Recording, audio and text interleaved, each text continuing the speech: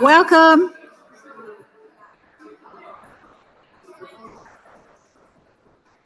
Welcome, everybody.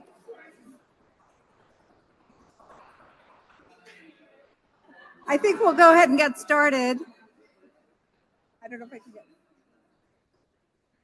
All right. Once again, welcome, everybody. So glad that you could be here today for our annual DELV Endowed lecture. I'm Grace John Stewart, Director of the Center for Global Integrated Health of Women, Adolescents, and Children, otherwise known as Global Watch. I'm here with a large number of people from our center and visitors from different departments. Glad to have our interim chair here. And I'm also here to say something about what this lecture is and why we have it. We're really fortunate. This was made possible by an extremely generous donation from donors Carrie Rhodes Nigam and Vishal Nigam, and they're part of the SPH Advisory Board. And I believe Carrie's on Zoom right now, and I just wanted to say a little bit about why there was this endowment for this lecture, just to keep our mind on the purpose of the lecture. It's called the DELV Lecture, named after their children, Danny, Lily, Eli, and Vina. And the purpose of the endowment is to support an annual lecture and multi-day faculty exchange at the University of Washington in the field of global health to benefit knowledge of the department's students, faculty, and staff. It's the donor's intent that the lecturers should be distinguished scholars who are researching, implementing, and/or developing programs which benefit the health and well-being of women, adolescents, and children. Examples of possible speakers include, but shall not be limited to, ministers of health, foreign university academics, and experts from NGOs and government agencies, program implementers as well. It's the hope of the donors that this type of exchange helps the department develop and deepen relationships with in-country partners who can further enhance and grow their work already happening on the ground. And this was inspired by the donors' healthcare experience in healthcare professions overseas. And the family is very interested in healthcare and caregiving and improving the lives of families in low and middle income settings. So I think in respect to that, we're just extremely pleased, thankful for the donors for this DELV lecture.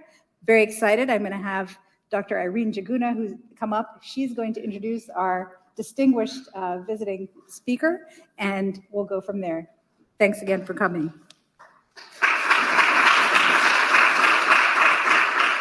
Okay. Thank you, Grace. It's my pleasure to introduce Dr. Eleanor Namusoke Magongo.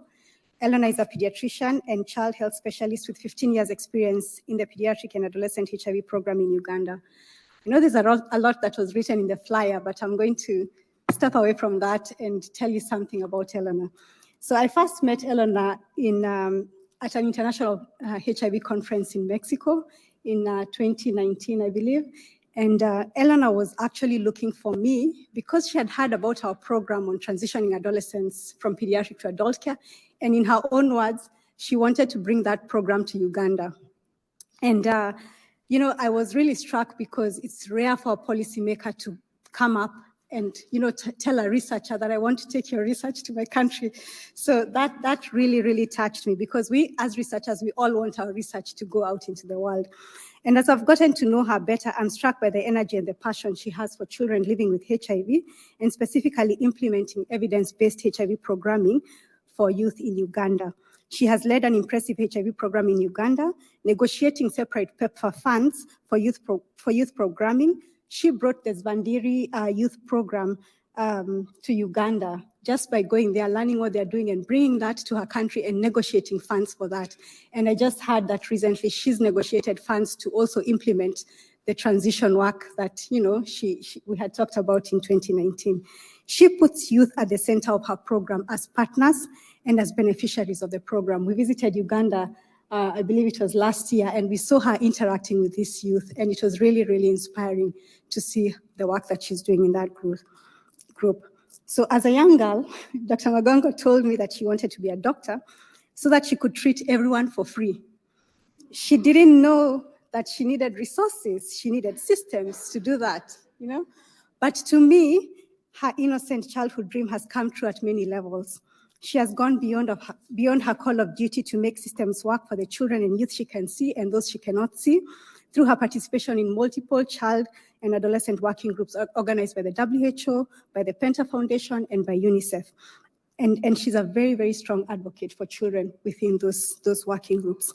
She's also done a really impressive job to empower ministries of health in Africa through the Pediatric and Adolescent HIV Learning Collaborative for Africa, which is a meeting that brings together pediatric and adolescent HIV program managers and their respective country stakeholders.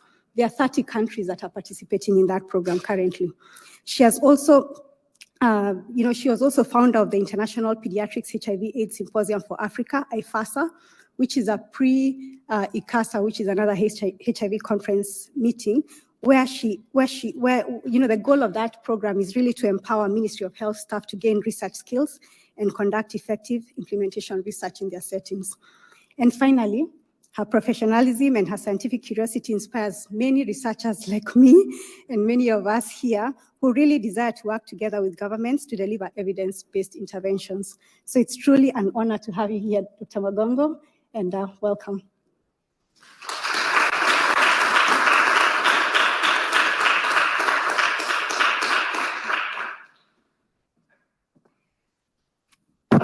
Thank you very much, Irene, for the kind introduction. I'm a very tall person, so I'll just try to make sure this works for me. And it's such an honor to be here today to share with you some of the things that I've learned over many years working at the Ministry of Health. And I really want to thank Dr. Grace, Dr. Carrie Fakwaya, for the mentorship, and I'll be going through my slides, and you'll get to know that this whole journey started through a program that empowered me to think beyond the books, and that was the Afya Bora Global Health Leadership course. That was the game changer for me. So it's an honor to be back home, because my research journey started with the Afya Bora Global Health Leadership Program. So thank you so much for having me. And Irene has co-presented with me this first slide. So I'll move on to the second slide. We're supposed to have a poll, but technology has failed us, so we'll accept that. And I'll therefore start on this slide. So when we talk about research and research gaps, there are mainly 7 research gaps that we know from papers that have been published. So it can be an evidence gap, a knowledge gap, a practical knowledge gap, methodology gap, empirical gap, theoretical gap, or a population gap. And most of us are doing implementation science research, and I think this tends to fall in that box there. So every time we think about research, and I know my topic is talking about how we can translate research into policy and practice, we need to be clear what gap are we trying to address as we start off with research. So this slide here is going to be our friend throughout the presentation, and I'll be going back and forth to this slide because I think it has everything that we need to talk about when we get to translating research into policy. And we can see from this model that when you're thinking about research, of course, we start with the research question and the methods, and then we get into conducting the research, we publish the research, we utilize the research to guide our further actions, and the cycle continues. But I want to emphasize that right from the start of research, we should ensure that we are engaging all stakeholders right at the beginning. And I'll be speaking a little bit more on this. So I want to start by highlighting the missed opportunities and why research fails, and why sometimes very good findings do not make it into policy and practice, or implementation. Because before we start talking about what we can do to integrate our research findings into practice, we must understand the pitfalls or the missed opportunities that we could potentially face that could be a hindrance. So I want to start by saying that there are a number of reasons why policymaking goes wrong. And sometimes this depends on the views of interest groups who have fixed ideas on what should be done. So this could be important people within the programs, within the Ministry of Health, within the research areas. So if people have fixed views and they're not willing to be flexible, that can potentially hinder the integration of research findings into practice. And sometimes it's deeply held ideologies and philosophical positions of very important political donors. They have a particular direction they want to go, and they are not willing to listen to anything else. And sometimes it's the interests of corporations or whole industries. Maybe an industry has released a drug and they're in business, so they must make sure that they push everything towards that direction. And sometimes it's a general aversion to change, or politicians are often not very willing to invest in certain areas because of political reasons.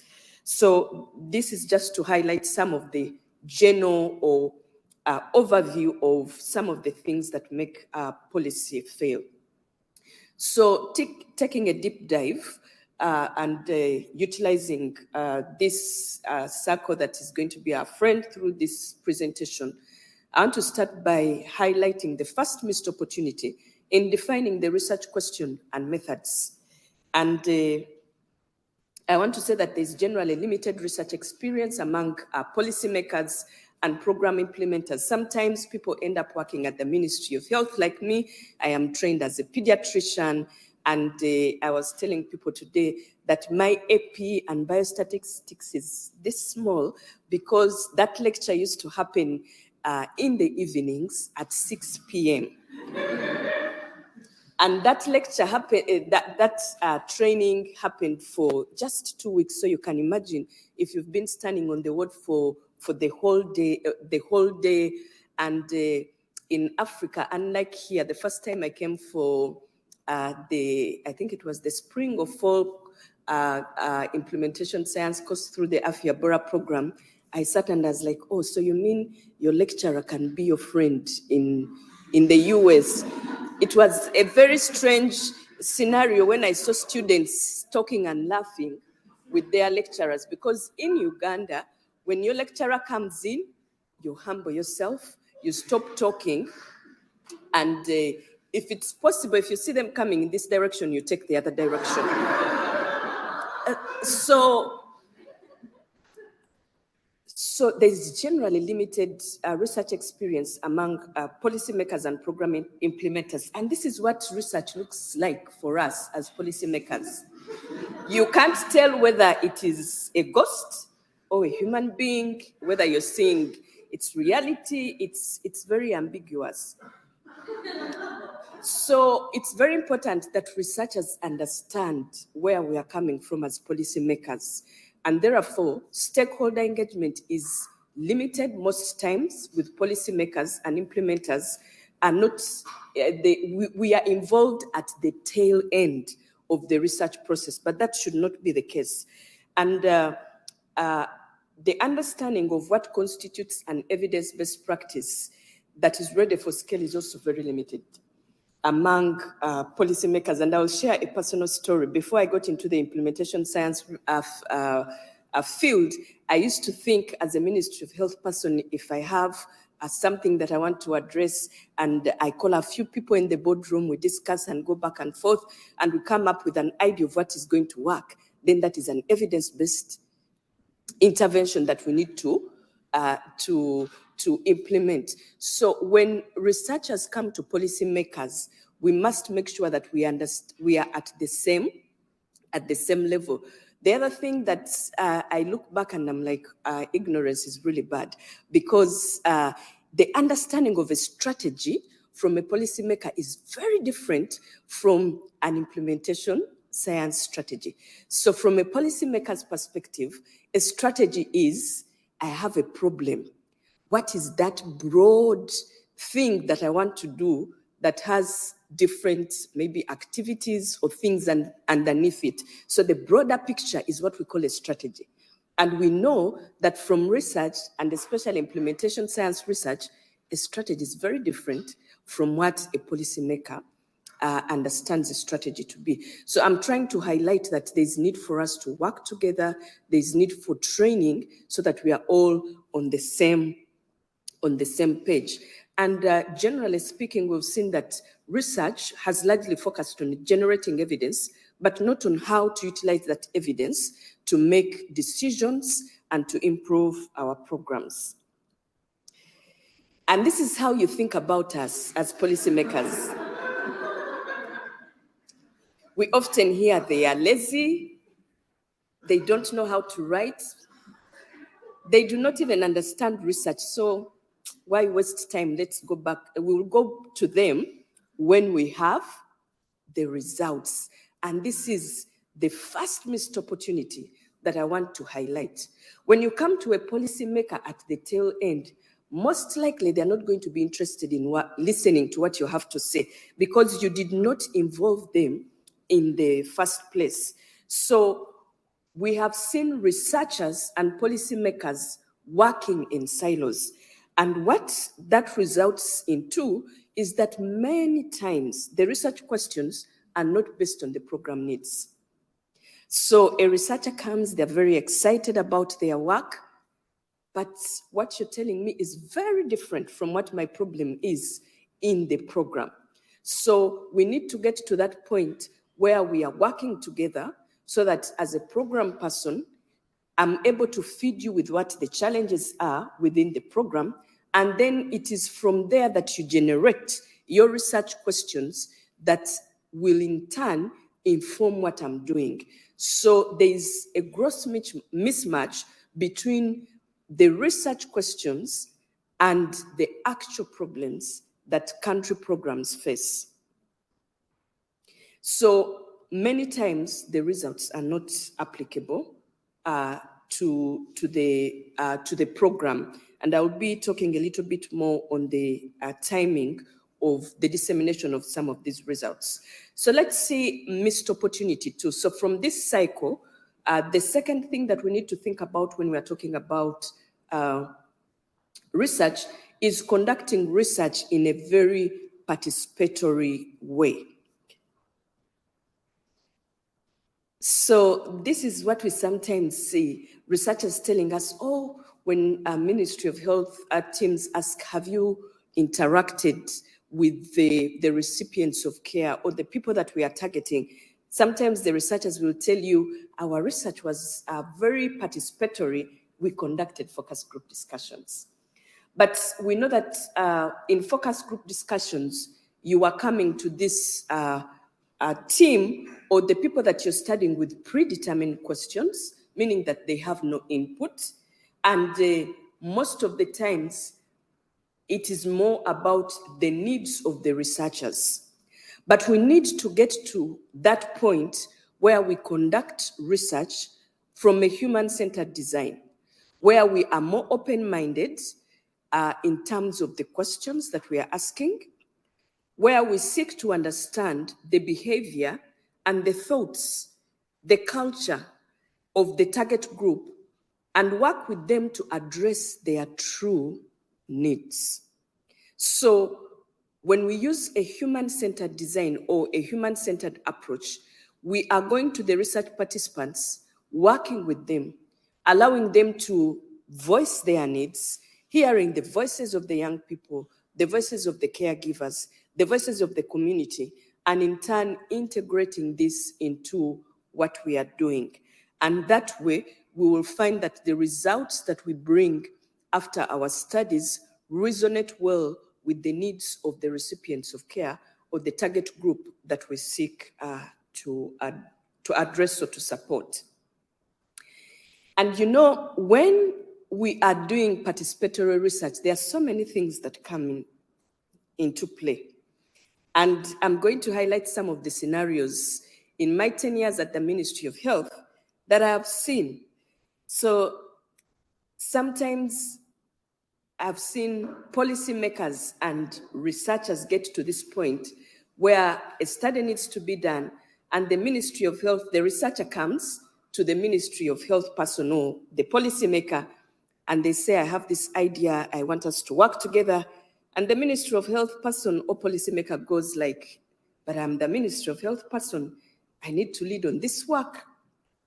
And on the other hand, the research collaborator is saying, but it is my idea, I wrote the proposal, I need to lead on this work.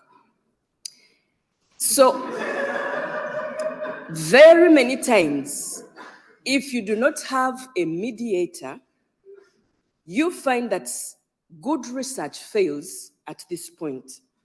So how do we work together as policymakers, as researchers, in a mutually beneficial way to ensure that we are not manipulating each other as we do participatory research, as we work together to make sure that we are addressing the challenges that we find in our program. The other scenario is now on the other side. So you've done your research, you've written your paper, and we've also had scenarios where you've worked together, and this is what often happens. Like I said, generally policymakers, unless someone has been able to go, and I think the Kenyan team is unique because they are always here doing MPH, PhDs, so maybe Kenya is at a different level. But in most countries, policymakers are really not involved in research. But they are doing a lot of work. And I just want to share with you so that you understand where we come from when we get into some of these silent wars. So when we are doing work at the Ministry of Health, we usually follow the release of the WHO in terms of reviewing guidelines. And this policy review can take up to 2 years. When you finish reviewing your guidelines, you get into implementation.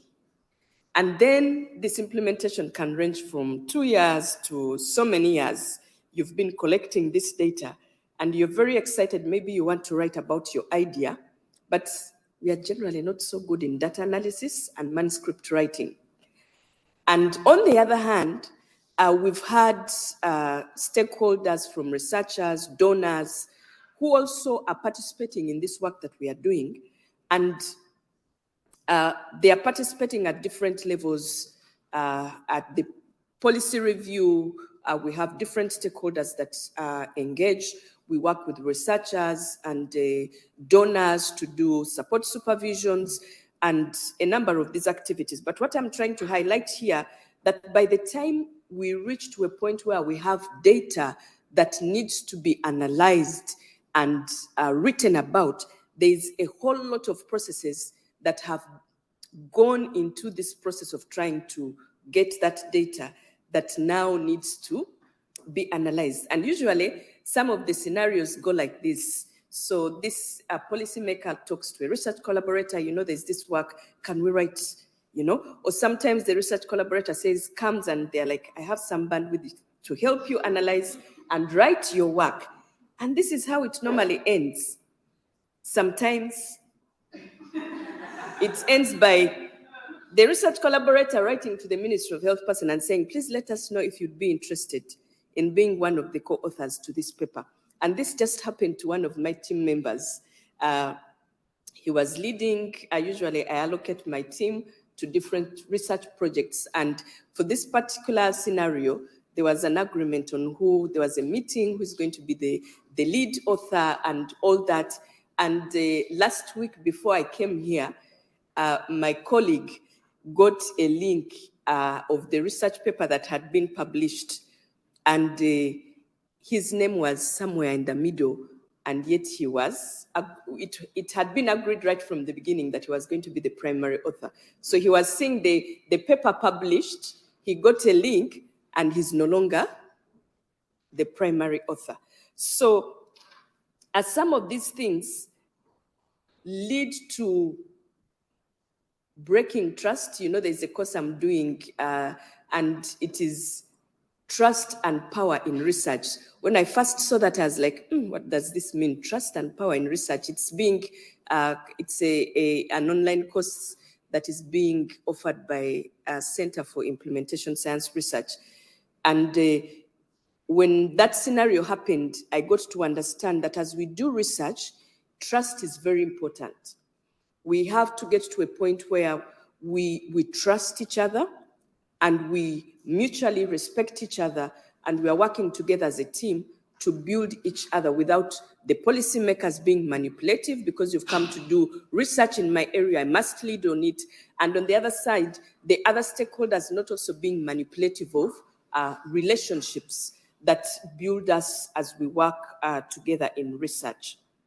So the other missed opportunity, which is very important, is publishing. It says that we must publish our research findings in plain language and accessible formats. So we conduct research, but most of our focus is on, as researchers, you want to submit your manuscript in a peer-reviewed journal, you want to go to an international conference, but what next after that? If your paper has gone to a peer-reviewed journal, if you've presented abstracts to an international meeting, what next? Is that all? Is that the best that we can do? So here are the researchers. They've done work. They are so excited about their work. And one person is saying, we spent weeks making the best PDF our audience has ever seen. And the other researcher, probably a policymaker, is saying, what's the problem? And then the researcher goes, the audience doesn't read PDFs. And that is what normally happens. I've been into a meeting where researchers have come to disseminate results, and they are talking about intention to treat, the Kaplan-Meier curve, time to event analysis, and this is what is happening to the policymakers. So they are not able to read the PDFs. So how do we package our research findings in such a way that if you're coming to a policymaker who has not done a course in RCTs, doesn't know intention to treat and all that complicated language, how do you come to this policymaker in such a way that they are able to understand what you are disseminating so that they can in turn discuss it in detail and translate that into the policy guidelines? So as researchers, we must remember that not everybody has the same ability to understand the p-values, confidence intervals, and all the language that we use in research. When you're coming to a policymaker, you need to package your information in such a way that it is understood. That is when it will make sense for them to be able to translate it into policy. And I think that going beyond the policymakers, we have also failed most of the times because we do not go beyond the policymakers to also take this information to the community. So for researchers, the main goal is publication, writing abstracts to attend international meetings. And for me as a policymaker, my goal when you come with those findings and they are included into the review process, my goal is to make sure that I review these guidelines. That's how we are most of the times thinking. Review the guidelines, After I've finished reviewing the guidelines, I need to train people in the new policy. And once the training has been done, we need to implement to fidelity according to the new guidelines. And we usually do this dissemination at national level, at regional level, at district level, and health facility level. But who is thinking about the community? Who is thinking about the end users? Should our dissemination only end with the medical staff? What about the community health workers that are constantly working with us? And having realized this gap, in Uganda, we have started with the previous guidelines that we reviewed. We also developed a community version of the guidelines. And this enabled us now to translate what we've able to develop into simple language that the community teams can also understand. And not only that, we also included them in the training. In the past, all these years I've been at the Ministry of Health, when we disseminated guidelines, most of the times we are training medical people. But for the first time, we've now also developed a training package for the community teams. So what we did for the first 2 days, we had the community teams, the guidelines were broken down to their language in very simple terms. We trained them, and thereafter, we now had the clinical teams or the medical teams come on board, and whatever was discussed with the community teams, the questions that they had, the challenges that they had, we in turn fed this into the training of the clinical or the healthcare providers. And we have seen that there's a general appreciation, a general understanding of what we are doing, and the community teams are now running with some of this information in a more confident way to further disseminate what we are doing. So as researchers and as program people, we need to make sure that we are thinking about dissemination of our findings of whatever we are doing in our programs beyond the medical or the clinical teams, to also include the community teams. So research requires us to go back to the community or to research participants to disseminate research findings and to plan with them how best to utilize the results in their context. So it's very important for us to work with them because they will be able to tell us, I think you can talk about this in this way. And I just want to give an example of something that happened in Uganda. In Uganda, within the central region, when you use the word Bambi, you're like, it means, oh, sorry. Now, there was the communications team did a research, and they wanted to find out how can they pass on HIV prevention messages to the entire country. So part of the radio adverts that used to run would start with the word Bambi, which means, oh, sorry. Now, one day I go for a meeting up north, and we were talking about the pediatric HIV program, and one of the district health officers stood up very angry, telling us we need to stop that radio program in their country. And I was like, I thought this was a very good campaign that is trying to sensitize people about HIV prevention messages. And do you know what Bambi means in their local language? Bambi means, in that particular part, the north region where this advert was running, in their language, Bambi means I want to have sex. So he was saying that every time the radio program runs, women, fathers are running and scrambling around to try and stop the radio advert that is supposed to be sensitizing them about HIV prevention messages, because maybe they are in the living room with their children and all they are hearing, Bambi, meaning I want to have sex.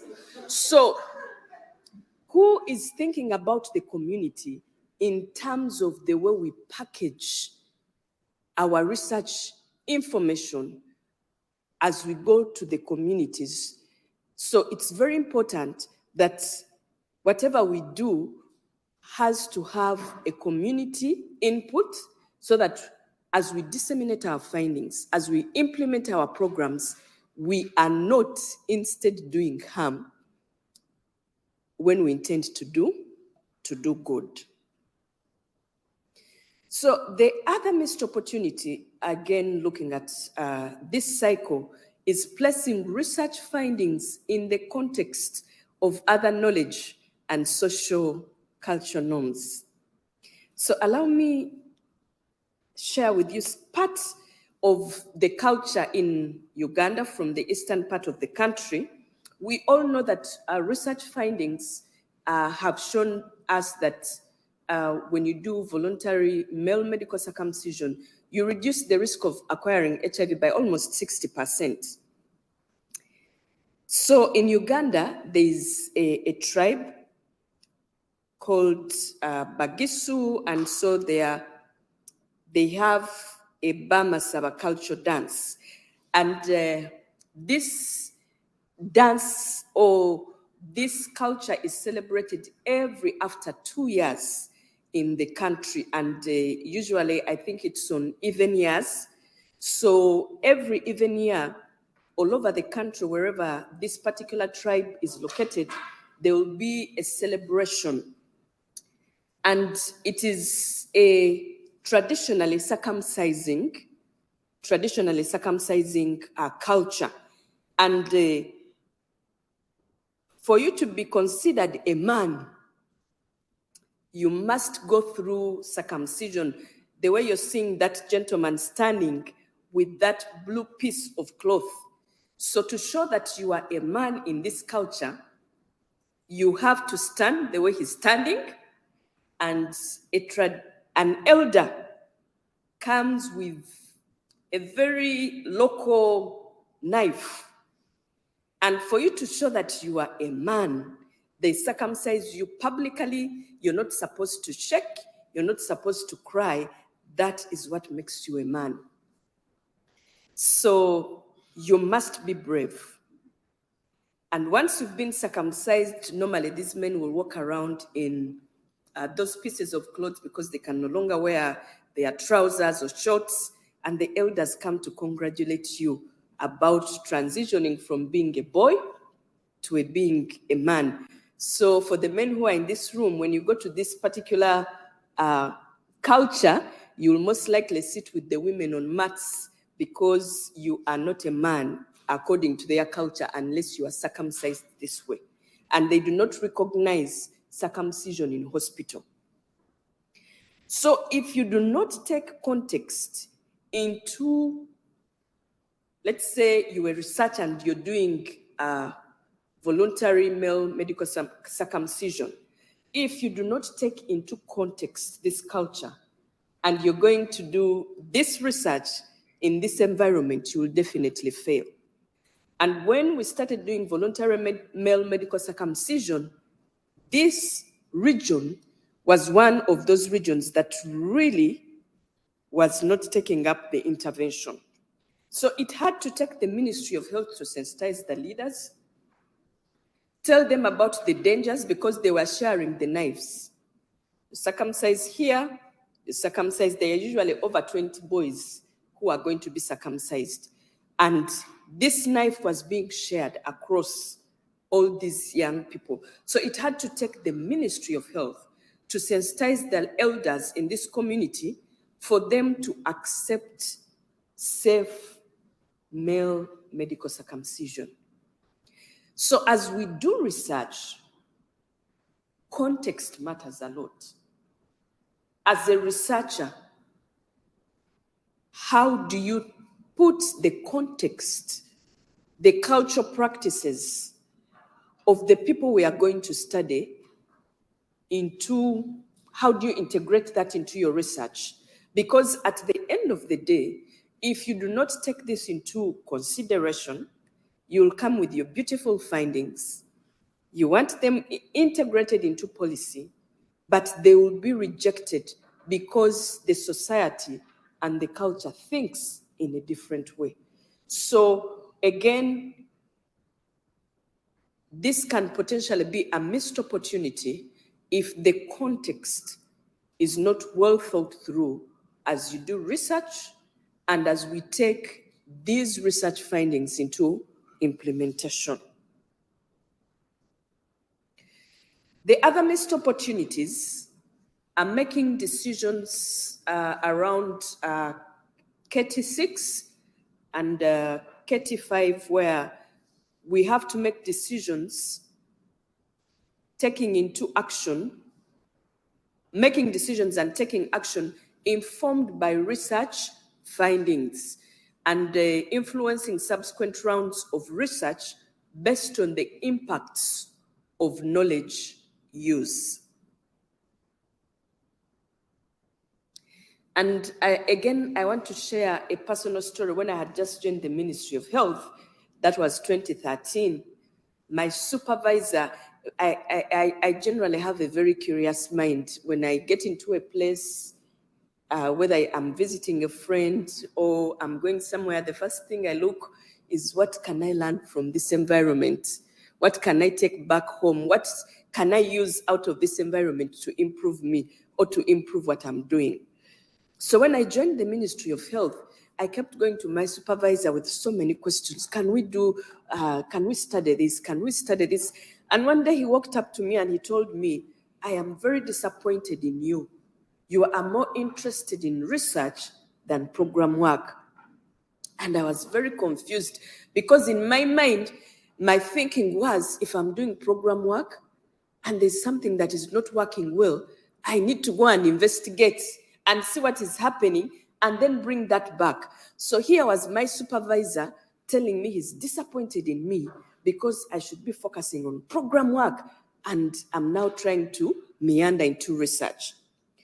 So the thinking that program work and research are not related is a missed opportunity for us. As we work together as researchers and policymakers, Ministry of Health teams, we must understand that these two go hand in hand. As you do research, it informs the program. As I do the program, I generate your research questions. So that is how we should be thinking. And then the other challenge, remember, we are talking about doing research, but you're not utilizing the research findings. We are also always in pilot mode. Let's pilot this. As you're finishing piloting, you want to pilot something else. But have you paused for a moment to say, okay, yes, I piloted this this model or this intervention, but what did I learn from this pilot? How have you utilized those findings? So the fact that we are always in pilot mode, and this is a very common thing for us policymakers, when the research findings come, we are like, oh, but we are not so sure that was done in the US. We need to pilot in Uganda. When DTG 50 milligrams came, we're like, where were the studies done? We need to pilot in Uganda. We did a pilot. Even though we knew that DTG is a very good drug, it's efficacious, high genetic barrier to resistance, we still went into what? Into pilot. When DTG 10 milligrams came, we're like, we're not very sure, we need to pilot. So how much are we going to pilot? There should be clear direction. If you're piloting, what's your plan after the pilot? So we need to make sure that we have a very clear plan when we are doing research. If you're doing a pilot, what next? What is your next step? How are you going to utilize those findings to lead you to the next step? And then the other thing that happens is that we do not allow ourselves a learning phase. And I will give an example. we were having challenges with viral load suppression for children. So I led my team to develop a caregiver model, borrowing from the TB program where they do directly observed therapy. So as like, if we are having challenges with the viral load suppression, and we know that the main reason is that these children are not taking treatment, let's do dots. And we did dots and we had very amazing results. There are some children who had not suppressed for a whole year. They were able to suppress for the first time. Now, instead of taking this to scale, there was another group that came and said, we have to, and one of the challenges I usually struggle with at the ministry is everything we start, the adult team comes, oh no, we need to scale it up to all people. So you end up having a challenge where the children who are lagging behind in terms of the clinical cascade, they are always being swallowed up within, because everything is, oh, let's expand this to the adults. So when we did this before, we could learn properly and go through a learning curve, because we started with just a few facilities, like 3 facilities. We now needed to take it to more facilities and maybe in different regions before we go into full-blown scale-up. So sometimes we don't allow ourselves to learn, because we all know that you pilot, you learn. You scale up to a few sites, you learn, and then you go into full scale up. So sometimes the patience of both researchers and policymakers to allow that learning curve. What am I learning? Because as you implement, you are going to meet some challenges. How do you troubleshoot those before you go into a full-scale implementation, or before you take your research to a bigger number of sites? So, and when we don't allow ourselves to learn well, then sometimes we fail to implement with fidelity. And we end up saying, oh no, this intervention is not so good. But the problem is that we do not allow ourselves a learning curve. We were not able to troubleshoot certain things. So we are failing, not because the intervention is bad, but because we have failed to implement it with fidelity. Now, sometimes researchers also get fatigued and they're like, why should I care? And this comes about sometimes because of the unfavorable institutional policies.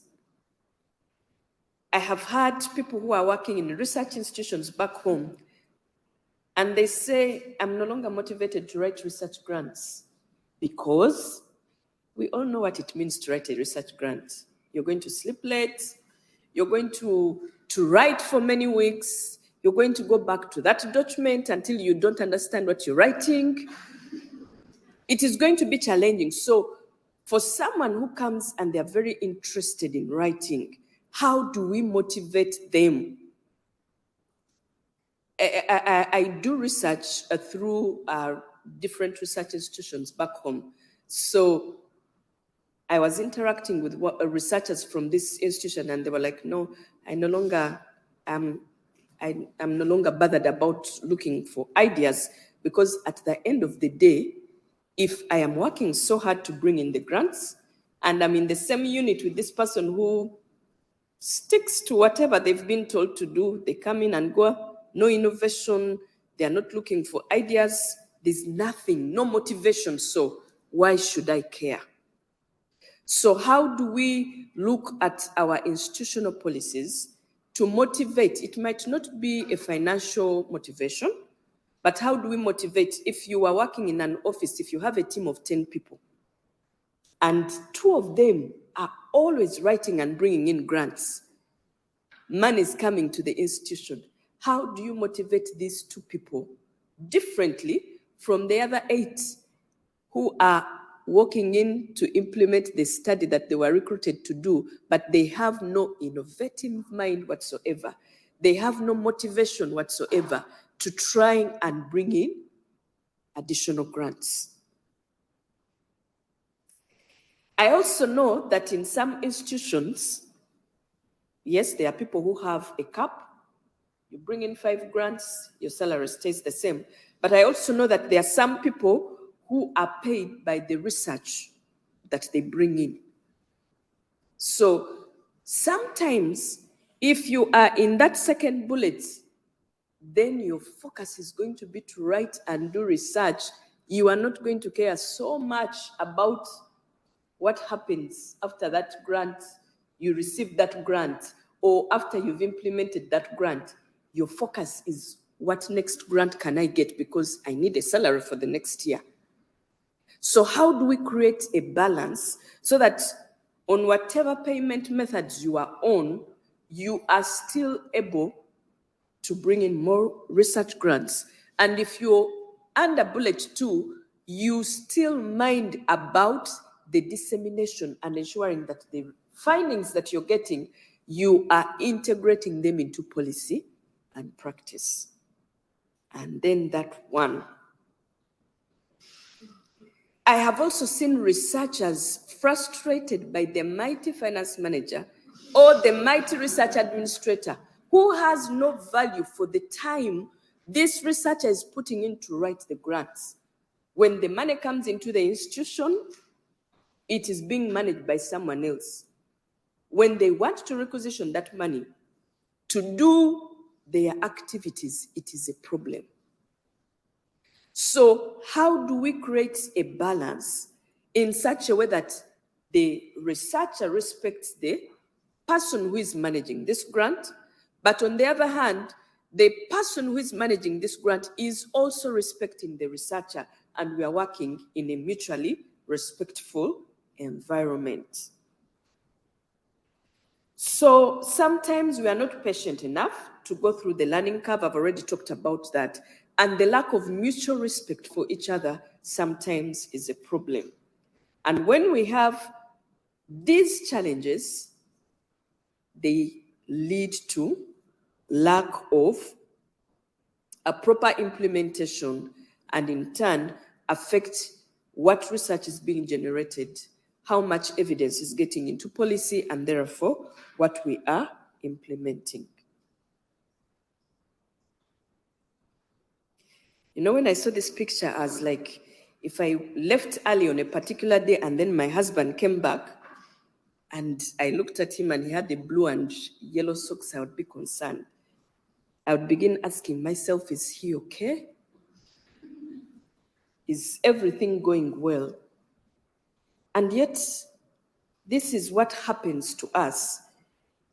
There is usually a time mismatch in terms of the dissemination of the findings, research findings, and the policy review window. And I want to describe what happens from a policy maker's perspective in terms of reviewing the guidelines. So usually it starts with WHO releasing guidelines.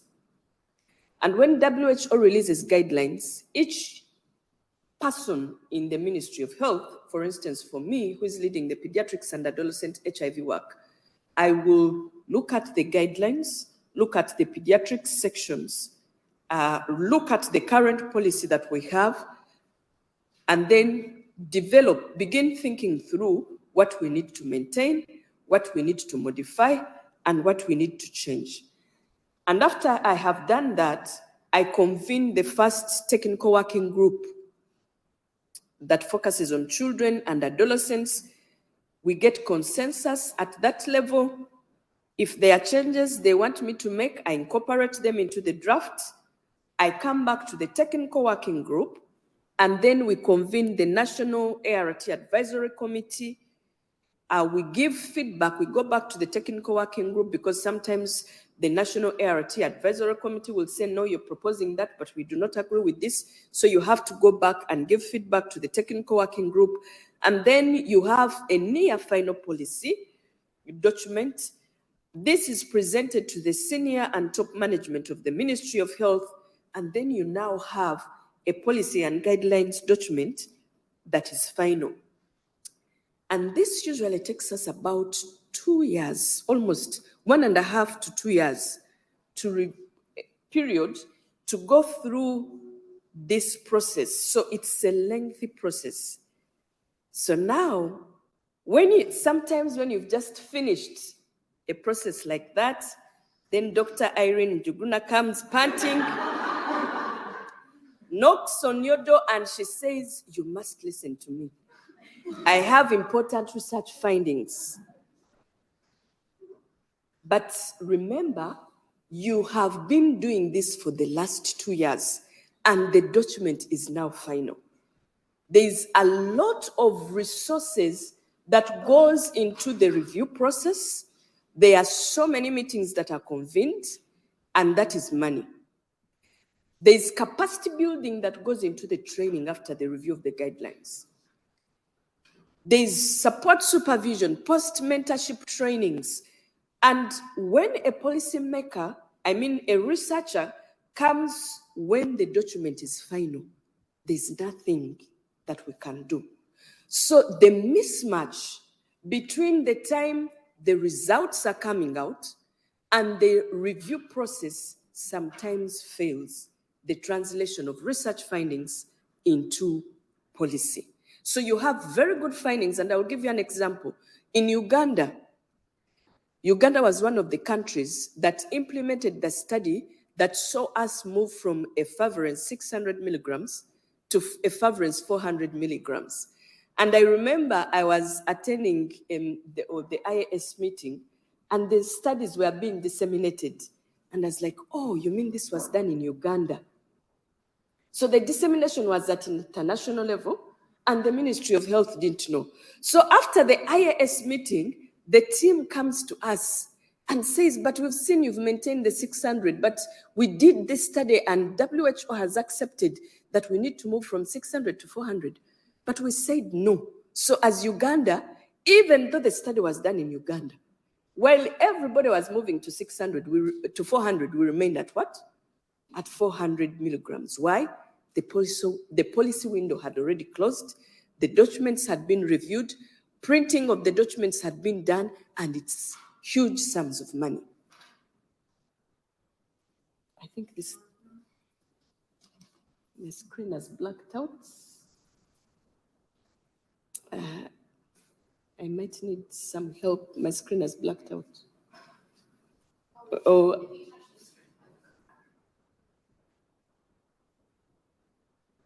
Oh.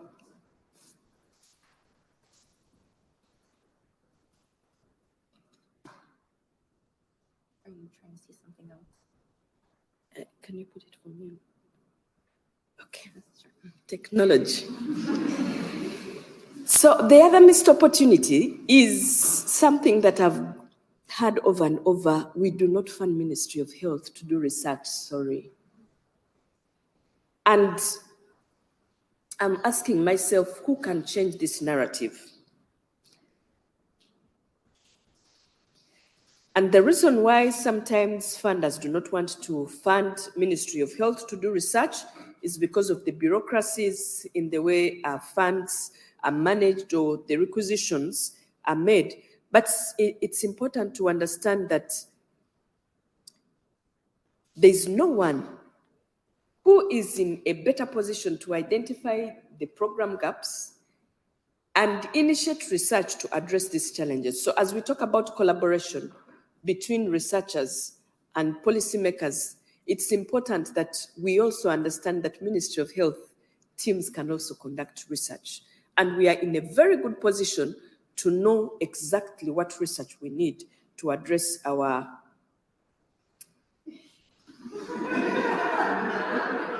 So if I ended this session about missed opportunities, and I didn't talk about this one, I would not have done justice.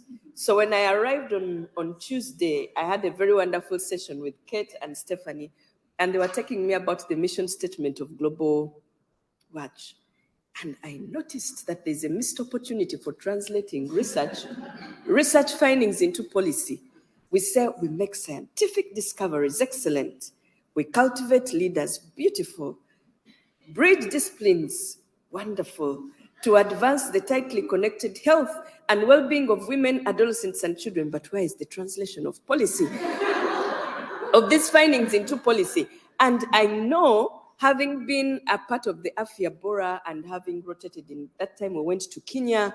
And I remember when we came for that spring course, there was, when we did that course in Kenya, and they announced there's going to be an opportunity for a few people to come to the University of Washington. I was like, I must be one of those. I worked so hard and I got the scholarship to come. And I remember Dr. Kari invited us to her home, and there were like 20 Kenyans. And I was like, actually more than 20. And I was like, oh my God, how do we get University of Washington to Uganda? I literally wanted to get a rope, put it around some of the faculty members here and drag them back to Uganda as I was going back. And I know that the university is doing a lot in terms of building capacity at the Ministry of Health, the University of Nairobi, or Kenyatta University. And so I know that you're actually doing this, but it doesn't appear anywhere in your mission statement. So it's a missed opportunity. So I'm going to briefly go through the solutions. I know I have a few minutes, so I'm going to rush through this. So what are some of the solutions? For defining the research questions and methods, we need to engage all stakeholders right from the beginning, from the proposal development to the dissemination of study findings. We need to ensure that the research questions are addressing the program needs. We need to train policymakers in research and provide small grants for them to begin putting into practice what we teach them. And for the second missed opportunity, which was conducting research in a participatory way, I talked about the human-centered design. We should avoid a top-down approach for both research and implementation. We should discuss roles and responsibilities, including authorship, at the very beginning of the research process, so that we maintain that respect, that trust as we do research, and we should ensure that these discussions are minuted. I told you the example of my team member who got a link. You can review your published article, and it had been agreed that he would be the co-author, but now it was, the primary author, and he was looking at the published article, and he was no longer the primary author. So as we do research, we need to ensure that we have data sharing agreements. This builds trust because you are agreeing on how you're going to do your research. For publishing in plain language and accessible formats, dissemination of research findings should go beyond publications in peer-reviewed journals, conference abstracts, and study teams to the wider stakeholders, including the communities. And dissemination should be done at the local level as well as the international level. And it should always start with dissemination at the local level. And research findings should be disseminated in a language that is understandable for all stakeholders, from the policymakers, the implementers, the recipients of care, and the community.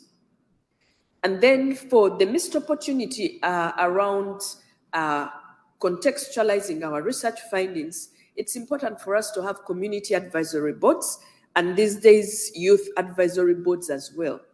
And we should work with stakeholders to translate and contextualize our findings. And right from the start, research findings should be planned to feed into policy and practice. So as you begin your research, you should be asking yourself, am I conducting research just to generate evidence and leave it hanging? Or am I conducting research because I want it to feed into policy so that it can be implemented and change practice? And then for making decisions and taking action informed by research findings, programs should have staff dedicated to supporting the translation of research findings into policy, and then having periodic reviews of evidence-based interventions, and ensuring that policymakers also have access to peer-reviewed journals. At the Ministry of Health, if you want to study a particular topic, you would struggle because you don't have access to, apart from what is free, we do not have access that will allow us to be able to look at a wide variety of published articles.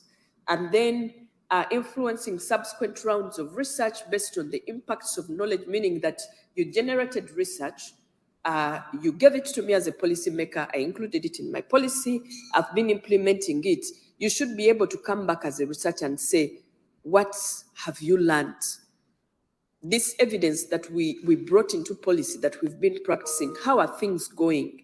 So researchers and policymakers should have frequent meetings to discuss impact of implementation of the evidence-based interventions, and this will include attending program review meetings, as well as policymakers attending research update meetings.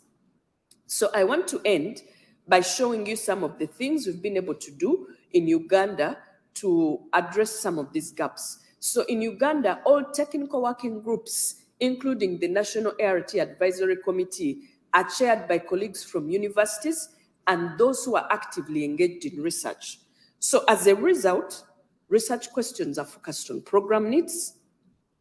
We've also seen research capacity building opportunities come through because we are working together, and we've also started joint capacity building initiatives that are being led by both Ministry of Health, researchers, and the academia. And this is a very classical example of what happens when you work together. So this is a team at the Makerere Joint AIDS Program at the Ministry of Health that conducted this study. They were looking at integrating hypertension into the HIV program. And you can see in the red box where they started from, how they learned, and how this has gone into our guidelines. And the reason is because the chairs of the committee are researchers from this institution, and they are participating both ways. So right from the inception of this study, the Ministry of Health team was involved, and we've now seen the translation into practice. And I also want to talk about, I talked about how capacity building opportunities are coming through that are jointly led by the Ministry of Health. So the Makerere Implementation Science Program, which is a D43 grant by one of the professors in Uganda, has an online UCSF course, an online course that is being run by UCSF, and they have monthly journal clubs, and they are now developing a diploma course in implementation science research. And through that, I did that course, and through that course, I was invited. So you can see the professor in the red tie and the gentleman next to him in a brown tie. Those are the PIs of this grant. So after I did that course, I was invited by them to join them to make an application to the Uganda, to the AHISA. AHISA is the Adolescent HIV Implementation Science Alliance. And through that collaboration, we are now working very closely with them as academia and researchers, and we've now been able to apply for grants, and we have set up a National Implementation Science Alliance, and we have received about 4 or 5 rounds of grants from AHISA. We've now extended this to regional referral hospitals, and we've been able to train 3 regional referral hospitals in implementation science research, and they've also started doing work. And they've developed implementation science projects that we are now supporting them to get funding. So this is one of the trainings at the regional referral hospital, and we divide the teams into small groups, and each team focuses on a particular area. They do a gap analysis. They identify the evidence-based practice that will address that gap. They develop a proposal, and we support them to get funding. And through that, we were able to get funding from IOPAC that looked on effectiveness of dispensing messages on adherence and viral load suppression. So without going into detail because of time, this is just to show you that when the academia, the researchers work together with the Ministry of Health, they have very good results. And I just wanted, as I begin to wind up, to just share with you my implementation or research journey. This is how I started. I started with the Afya Bora Global Health Leadership Program. And during that 1-week module, I was like, what is this discipline that I've not heard about? And this was 2017, you can imagine. But I had not heard about anything called implementation science. But because I was given an opportunity, I got to learn. I came here for that spring course. And when I went back, I was so motivated.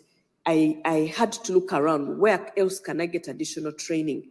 So I landed on the TDR MOOC, the WHO one, and then I went for that UCSF one training that I mentioned that led me to become a member of AHISA, and then the UAHISA, where we are now training. And I am currently a high IR fellow, which is another implementation science training course that is done by the Washington University. And through the Makerere Implementation Science Project and the high IR, I'm now doing a PhD in implementation science research. So this is an example of what collaboration between researchers, academia can do to build someone for me to reach to a point that you can now find value to invite me to speak to you. So what am I trying to say is that it is a journey. It's not a one-off. The key message on this slide is that when we get these capacity building grants, it should not be a one-off. If you train someone, have a system where you're able to continue the journey with this person to ensure that you're building them over time. That's when you'll have impact. If I had stopped with the Afia Bora, probably I would have some scant information here and there. But it has been a continuous learning curve. So as I end in 2 minutes, I am going to share with you, as a result of this capacity building that I've received as a policymaker, how am I translating that to other people? So I started up a meeting called the Paediatrics and Adolescent HIV Learning Collaborative for PALCA, in short, for Africa, in short, it's PALCA.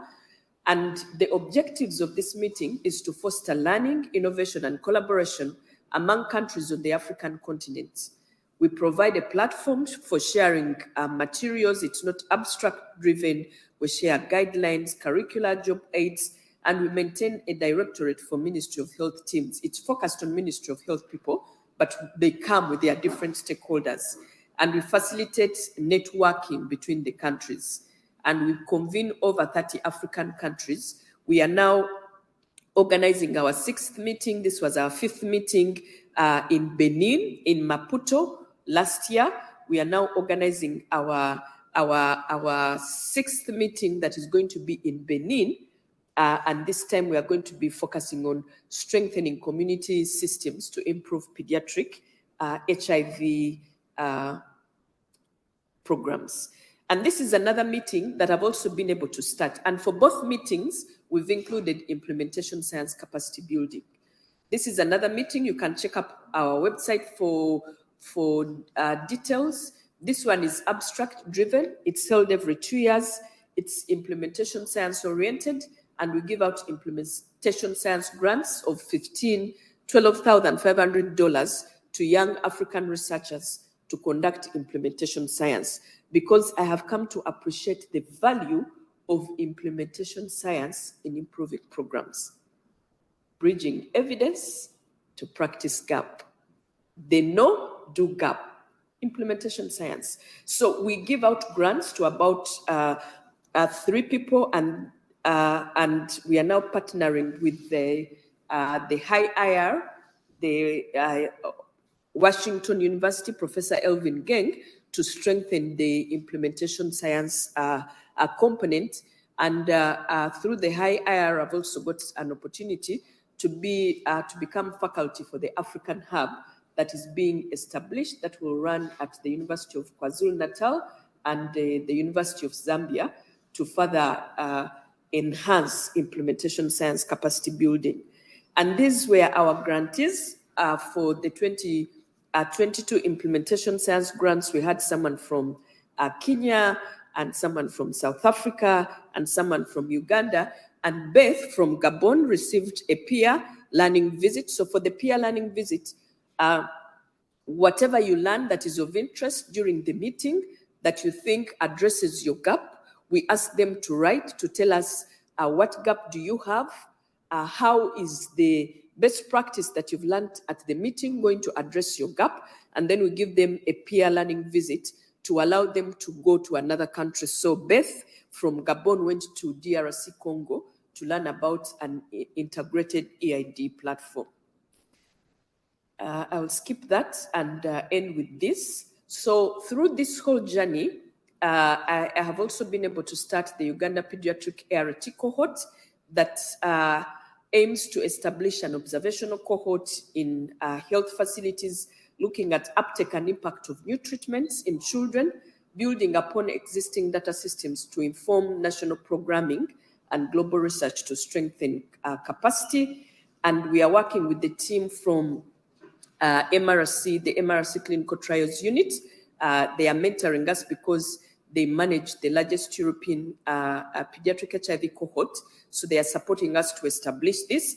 And we've received a second phase of funding from Viv Healthcare, and United is also now confirmed. And this is where our studies are conducted. We are now expanding to 3 additional facilities. So in summary, involvement of academia and researchers in national technical working groups is critical in translating research into policy findings. And we need to ensure that we are not working in silos. We need to work together. And to enable timely dissemination of research findings, we should make sure that we are working together so that the dissemination of research findings matches the policy review window. And research findings should be packaged in simple, easy to understand language for policymakers and other stakeholders. And very, very important, donors should revise their funding restrictions to ensure that they are building a Ministry of Health teams. I am now able to do research. In our cohort, we have over 1,500 children that we are following longitudinally, and with the additional funding, we are going to recruit another 1,500 participants. But this has been possible because I got opportunity to be trained, to learn. So I am not like the other policymakers in the other boardroom we saw that were not able to comprehend what the researchers were saying. So to end, I want to acknowledge the Ministry of Health team. I in a special way, acknowledge the Afya Bora Health Leadership Program that first introduced me to the implementation science discipline, then the Makerere Implementation Science Project that is has given me an opportunity to do a PhD, the AHISA, of course, the high IR that is now giving me opportunity to also train other people what I'm learning, the University College of London that is building our capacity to manage the cohort, and all our funders for the different pieces of work that we are doing. And thank you so much for inviting me.